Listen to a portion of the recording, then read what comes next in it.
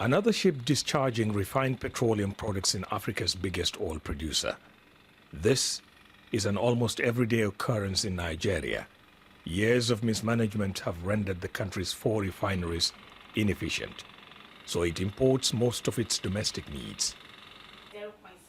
At a laboratory nearby, a marketer tries to ensure that the inventory bought meet specifications.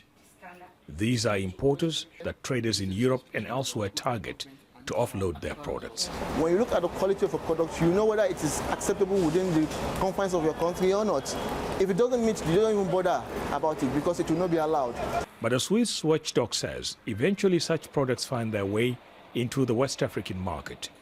Not just some, but much of what is sold, at least in Nigeria.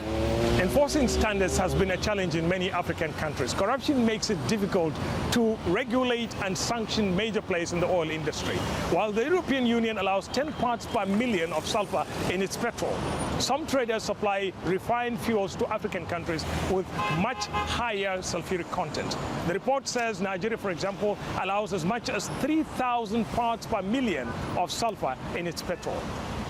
The companies named in the report say West African governments agreed to these standards, and they are to blame for not investing in local refineries and newer vehicles with lower emissions. The government regulator has turned down Al Jazeera's request for comments on why it allows dirty fuel into the country.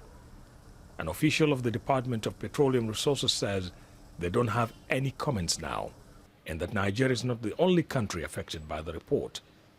But it is this attitude that experts say is putting so many lives and the environment at risk. This has been responsible for increasing cases of respiratory infections and, of course, hospital admissions. If you look at the substance, the sulphur, sometimes it actually works via causing atherosclerosis. For now, it looks like such cases could rise unless governments in the region fully regulate and sanction those responsible for harming their citizens and the environment. Ahmed Idris, Al Jazeera, Lagos, Nigeria.